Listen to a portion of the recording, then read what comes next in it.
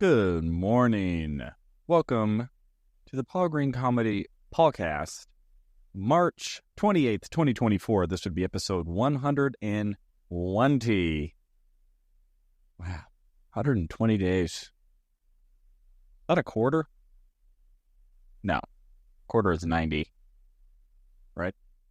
So, this is a podcast by a dreamer for dreamers. I am a stand-up comedian, actor, and improviser, just documenting my journey as I seek to expand as a performer, as a comedian, and trying to figure out what this game is all about. And I just am sharing what I'm learning in real time in the hopes that anybody else out there who has a crazy, audacious dream, perhaps, maybe, just maybe, something that I say or something that I'm experiencing or going through might resonate and might provide some guidance and or inspiration, or maybe a cautionary tale.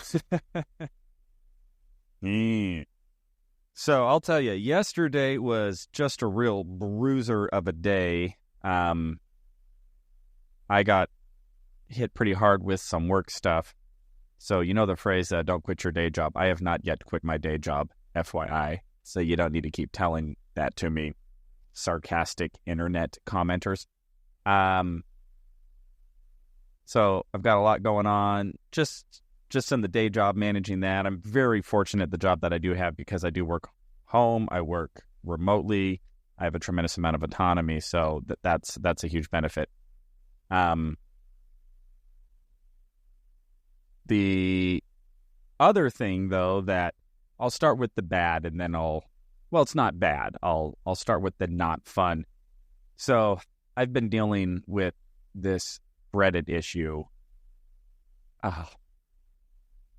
So what had happened is last year I got this credit card to do a 0% APR debt transfer thing onto this credit card. And somehow, just through life and whatever, I missed the first payment, or I missed one payment on it. It was a 30-day late. So I get this 30-day late reported on my credit bureau, to the credit bureaus before I have an opportunity, before I really realize that something was off.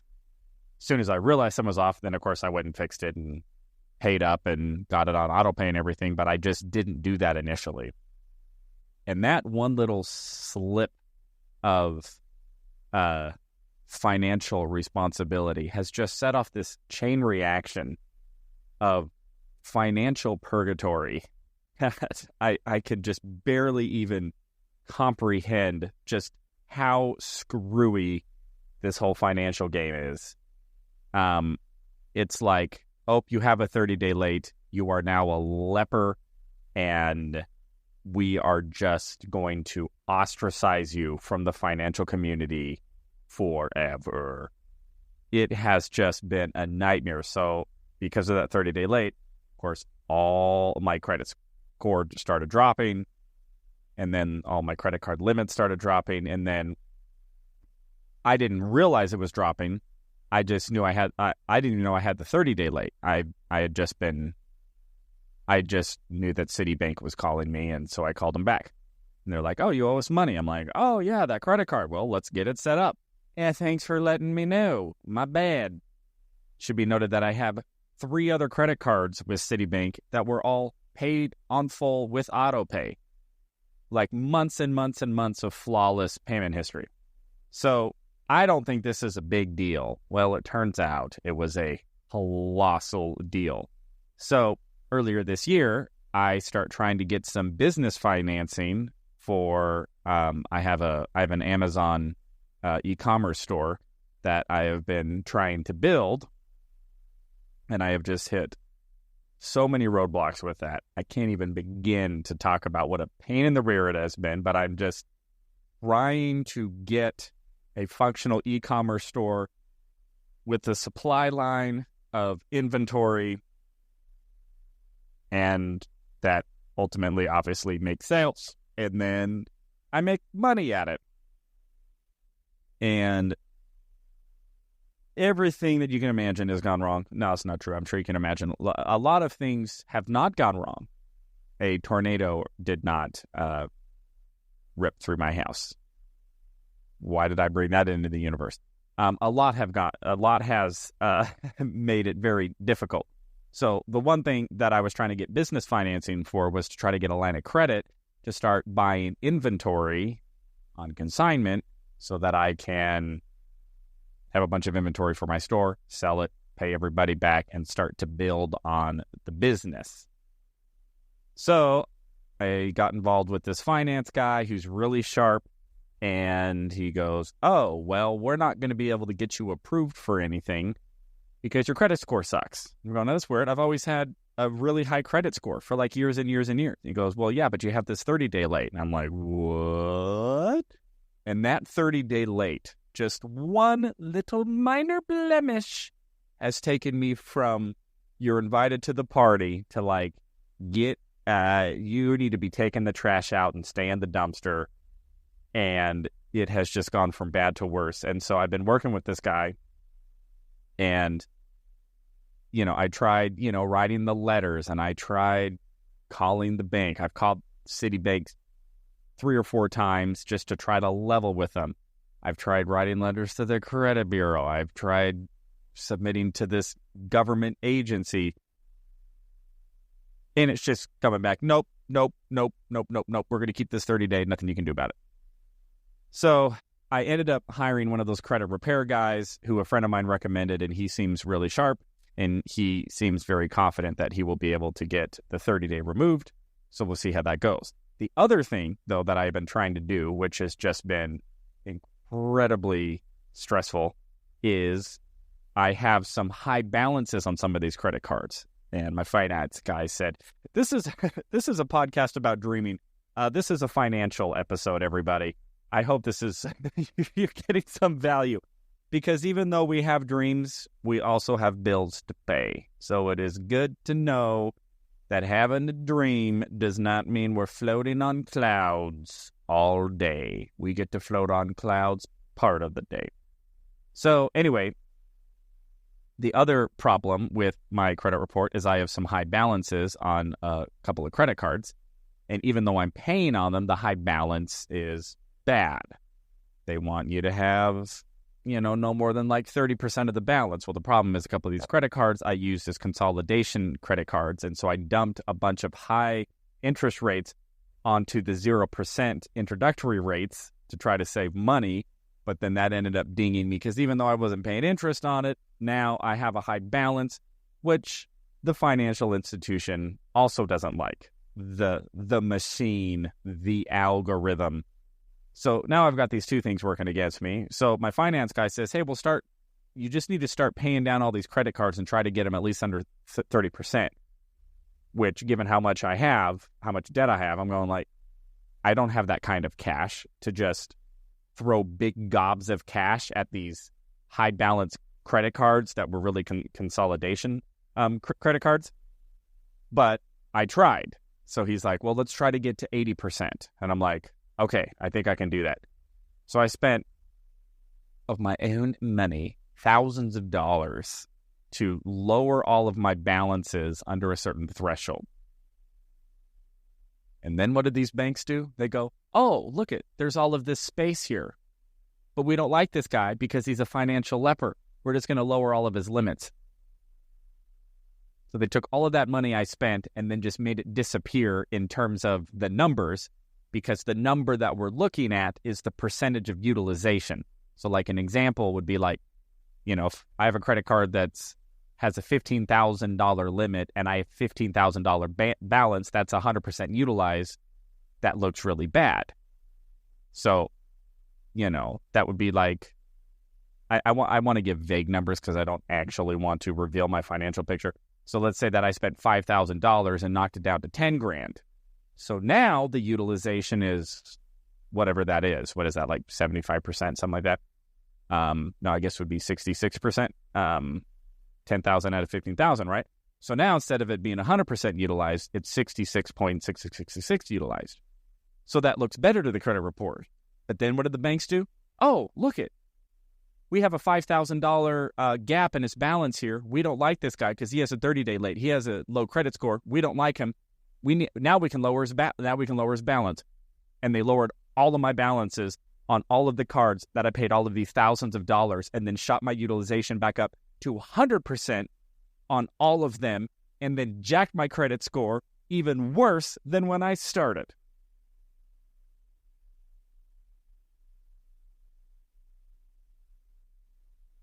So, yesterday, I pulled every financial resource that I could fathom and have been just moving money around.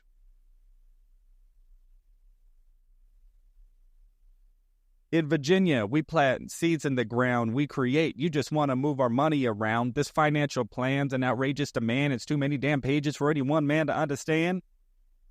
Little Hamilton there for you.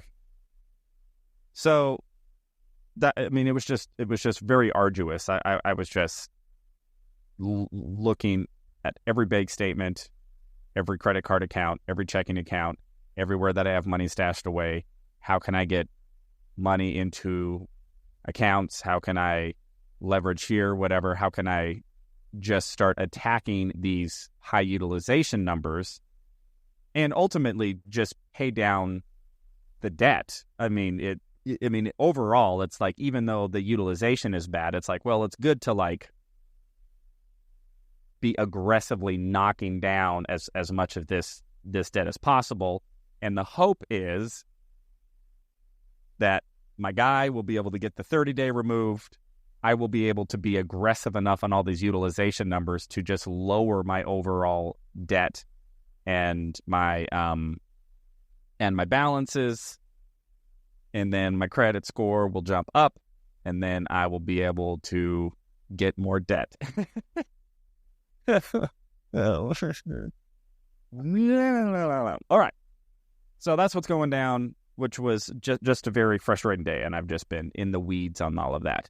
The really cool thing that happened, though, yesterday is me and my comedian friend Josh Novi, who was on the podcast last week, told me that he wants to start another podcast with me. And so we recorded our first episode today and had so much fun.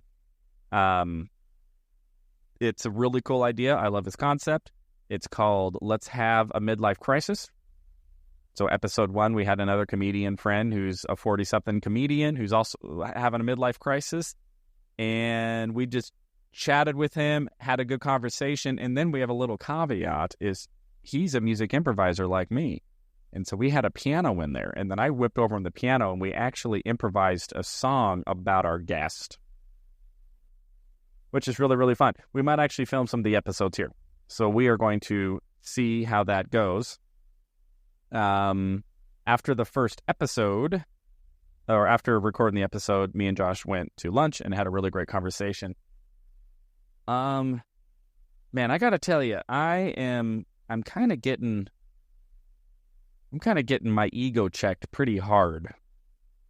For those of you who follow the podcast, I talked to my good buddy Albert from high school and a couple days ago, and then after recording the podcast with Josh Nobi, he and I went to lunch, and the conversations that I'm having are really exposing some pretty, I don't want to say flawed, but I'm going to say less than effective thought patterns and belief systems. Like the subconscious, what is hardwired in my programming in terms of how I'm perceiving the world and myself in it, and and I have these dreams, and what do I actually believe about them, and how does that belief transfer into action or inaction? And I'm not gonna lie, team. I got a lot of work to do there. I just like talking to Josh and how successful he's been as a stand-up comedian. And the opportunities that he's getting and the things that he's making happen as a performer, it's like, wow, okay. And,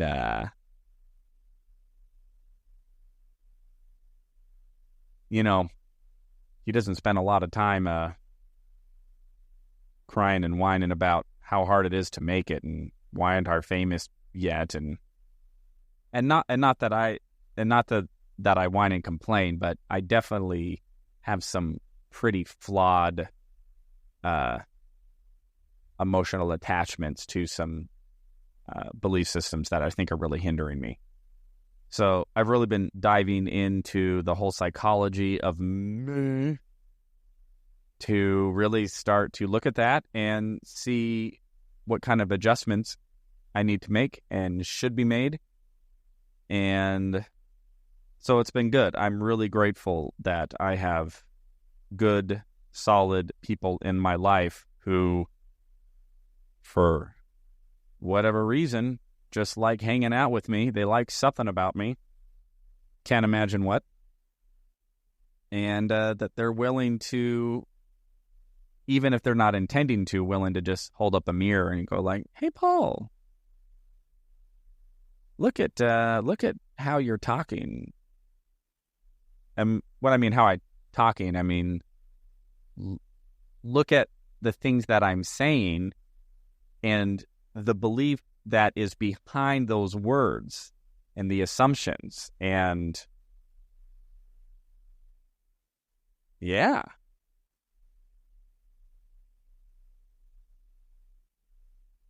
I have had to really confront some demons that are pretty deep. Thought I got rid of all of them. Evidently I didn't. So I got rejuvenated. Went to lunch with Josh. Went back home. Did a bunch of work. Worked a ton on these, on this financial stuff. And then I went to dinner by myself. While at dinner, I ran into a very random acquaintance from like 20 years ago. He and I used to be in the big band at Mesa Community College in like 1999. After I graduated high school, I had a year at MCC in their music program, and he was a trumpet player. And I'm just at this restaurant, and he happens to recognize me, and it's the type of thing where I saw him, and I'm going like, feel like I know that guy, but he looks totally different. He actually looks like Ryan Fitzpatrick, the old NFL quarterback. But he recognized me and kind of did the like, wait, I think. And then I was like, wait, I think. But it took me a while to like put it all together of who this guy was. And then once it was, I was like, oh, that's the trumpet player from the MCC big band from 20 years ago. And he was there with a friend who is now the new band director of McClintock High School, where I went to high school and played in the band. How random is that?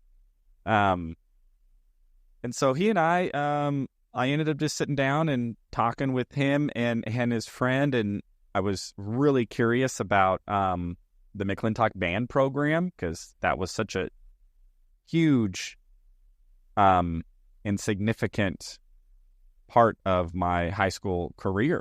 It meant so much to me. And so my band director at the time, he was very iconic. He hugely influential on my life in so many ways. And now I'm like talking to his predecessor. Really blew my mind. Really a fascinating thing to just, I mean, how many band directors do you know? Just out there in the wild.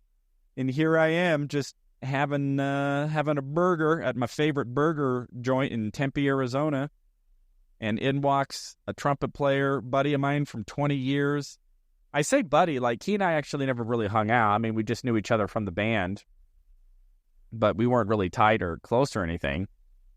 And then, you know, I went on a Mormon mission after that year, and he ended up going to I didn't know any of this. I found all of this out last night after talking to me. He had gone into the Army and stuff. And then to be talking to the high school band director of my alma mater, it was really a fascinating conversation, and they were so cool. We had a really cool conversation, just catching up on life. And it really wasn't catching up on life. It's almost like we were actually getting to know each other, which was kind of interesting. It's like, I know you, but we didn't really know each other. We didn't talk or hang out 20 years ago. But we have some really interesting connections, he and I. He's also friends with my older brother, because my older brother is a professional trumpet player in town. So I have some connection to the local Phoenix musicians scene, because I was in that scene for a brief period of time in my life. Mostly I was just tagging along with my brother, because he was really talented and he's a good brother. And so he would get me gigs, although I did not have near his talent level. And so I was in on that community. So that was really cool. And again, really cool to just connect with my youth a little bit and talk to my high school band director's predecessor, which was really cool. But what I actually had intended on doing that last night, which I did end up doing right after I ended up talking to my friends there for about 20 minutes, was taking another stab at social media. And I was really inspired by Josh, and I just went, I gotta just try everything that I have already done and just try it again and just try to do it better. So, you know, I had done a 1 hour stand-up comedy special in Tucson back in November, and I got some pretty decent footage of my stand-up set. And I had cut up pretty much every joke out of that routine and had posted it online.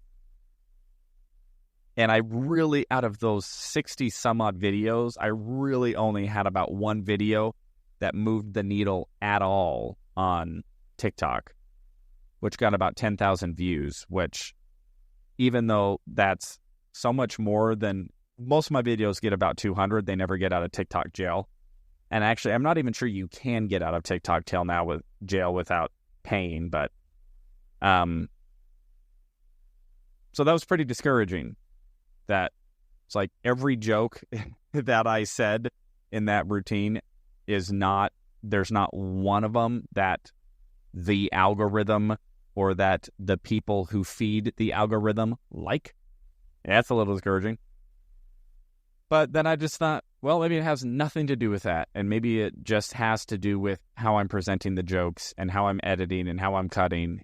And I thought back to the most viral stand-up video that I've ever posted to date on TikTok. I posted about 2 years ago, and it's about 80,000 views, which still is almost zero in TikTok numbers.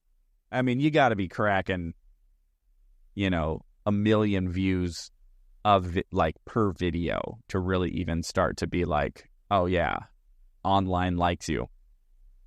So 80,000 on one video I'm not even really in the dance yet.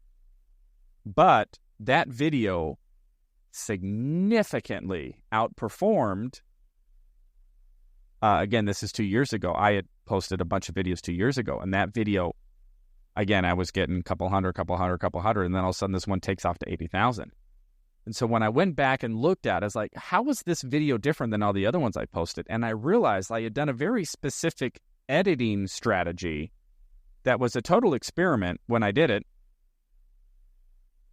And aside from the fact that I am telling a different routine, so it is hard to know, like, was it just the routine, or was it the fact that on that one video, I edited it a little differently?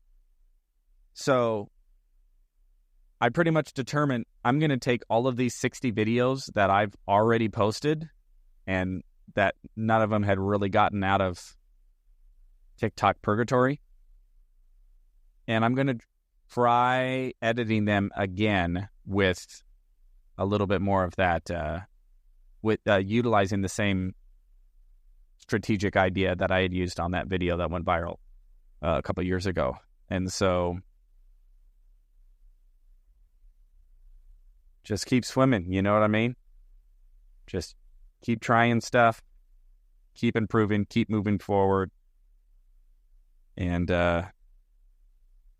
see what happens, you know? That's what I'm doing. So all good things, my friends. So I will leave you all alone. I hope your dreams are going well. You are finding the joy in the journey. You're navigating all of your challenges and difficulties with some optimism and a little faith. I'll leave on this. When I was driving to dinner tonight to go edit videos again, I decided that I'm taking myself a little too seriously. And I mean seriously in, not that life can't be serious, but I was a little curmudgeonly. I was a little bitter. I was a little cynical. And a little defeatist. I think that's a word. And I went, Paul, you got to change your attitude, man. Like, your attitude is not helping you get what you want. I'm like, I just got to be playful with this. And so I just went into re-editing this video that I've already posted, or this joke that I've already posted, and just went, this is just fun.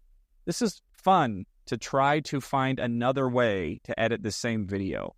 And the fact that I even have the resources to do that we live in a time that resource to where pretty much any human being can, if they choose, can present themselves online in whatever manner they choose. It's really a miracle. I mean, 30 years ago, the only way anybody would ever know who you were is if some gatekeeper, some major studio decided to put you in their TV show or decided to put you in their movie. Or you were the next hot band and some record producer decided to front the money to, record an album and record a music video and then try to get your music video played on MTV and try to get your song played on the radio. A man in a really nice camper wants to play that thing you do on the radio. We're all signing. That thing you do. And those days are gone. There were still gatekeepers, there's still major studios, but things have just changed so drastically to where it's like, no, anybody can put themselves online. Anybody can build a following. Anybody can build a brand.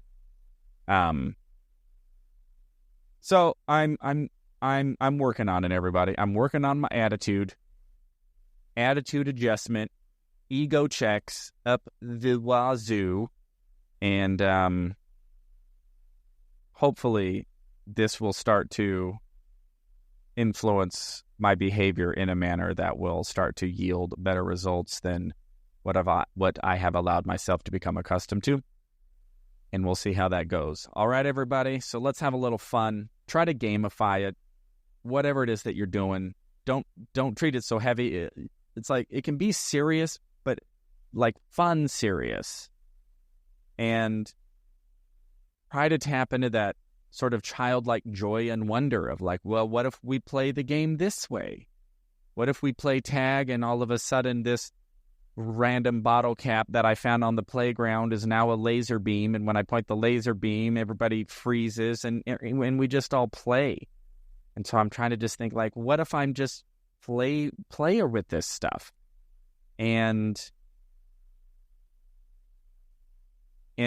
just make it a fun experiment. Hey, can I recut this exact same video that I posted 6 months ago that didn't get any traction? Can I take the same joke, change the look of it a little bit, change the editing, change the energy, change the flow, change the pacing of it, and have a different result? Let's find out. I don't know. I'll let you know tomorrow. All right, everybody. I will let you go. Thank you so much. Thank you. Thank you all so much for listening to the Paul Green Comedy PaulCast. Don't know why I became German. I love you all so much. It is March 28th, 2024. This is episode 120. Let's go get those dreams. I love you all so much. Thank you for listening, and I will talk to you tomorrow.